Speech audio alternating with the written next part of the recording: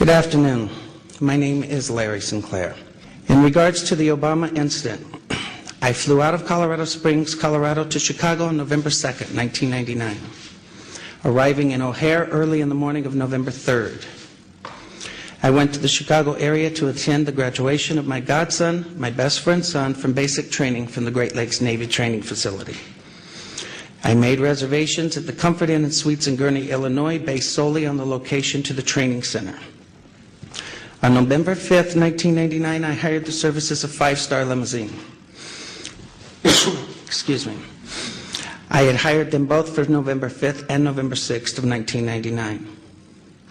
On November 6, 1999, I asked the limo driver, whose name I now reveal for the first time, Jagir Paramit Mutani, if he knew anyone who would like to socialize and show me Chicago.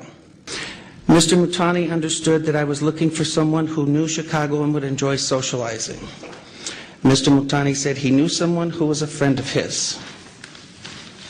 On November 6, 1999, after picking me up at the hotel in Gurnee, and this is significant, Mr. Mutani used his cell phone to make a call.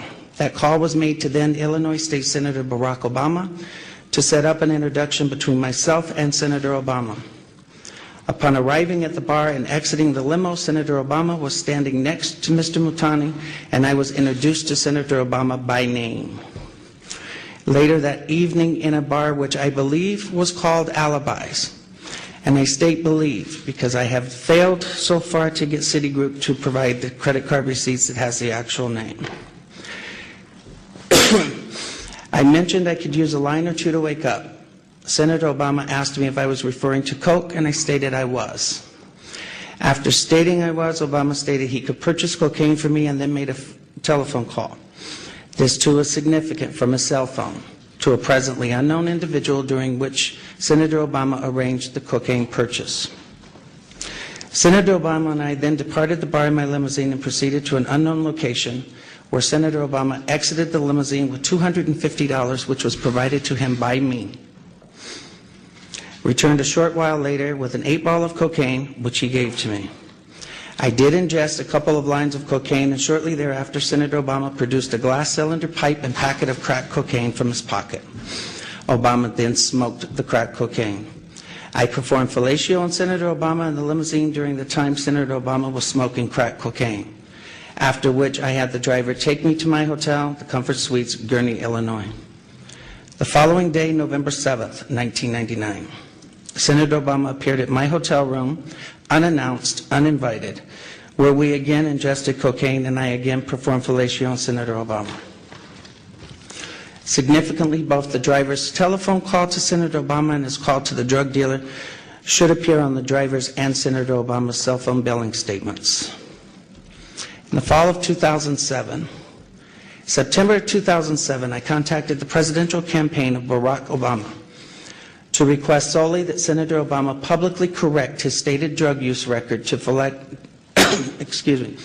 reflect his use of crack cocaine with me in November of 1999.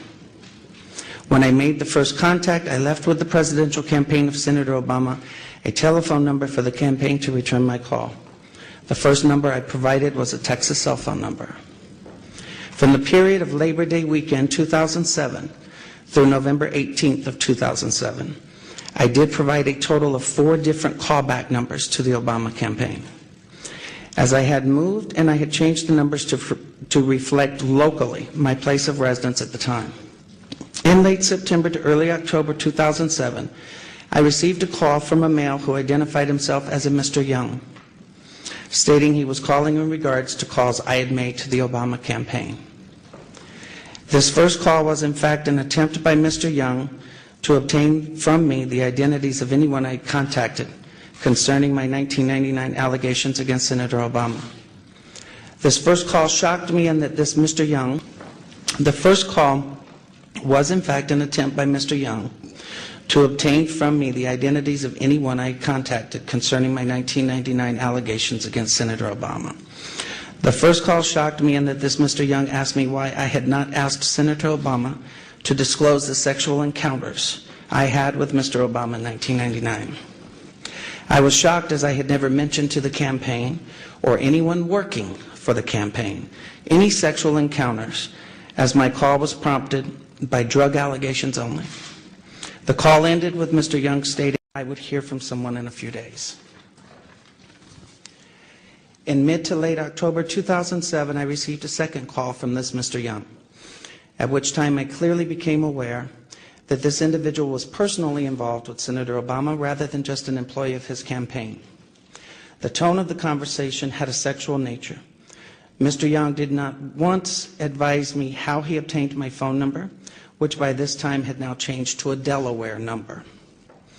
In late October 2007, I received a text message from the gentleman identified as Mr. Young, in which he stated he was intimately involved with Senator Obama and that Obama was discussing with him and his pastor how to publicly acknowledge Senator Obama's drug use in 1999, and that Obama wanted to be sure I had not discussed the sexual encounters or drug incidents with any media at that time. In mid to late November 2007, in another text message from Mr. Young, he advised me that Senator Obama will publicly correct his statement as to the last time he used drugs, and I did not need to concern myself with publicly disclosing it myself.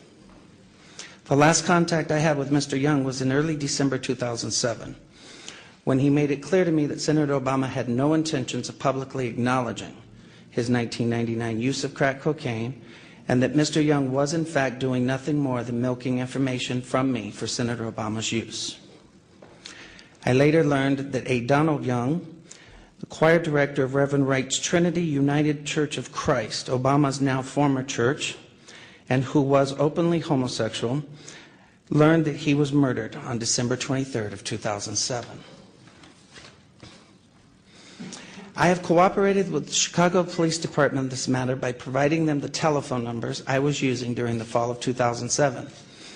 And I release them now publicly in the hope that someone may be able to connect the dots between these telephone numbers and Mr. Young.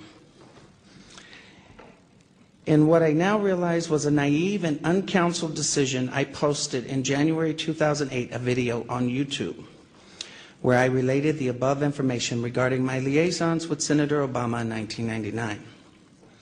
The response was overwhelming, and I quickly became the recipient of what in hindsight appears to have been a coordinated attack on my character, with ever-increasing falsehoods circulating on the internet. Dan Parisi of WhiteHouse.com received $750,000 from the Obama campaign through David Axelrod's AKP Media and Message One, or Message and Media, I think, to organize an effort to publicly discredit me.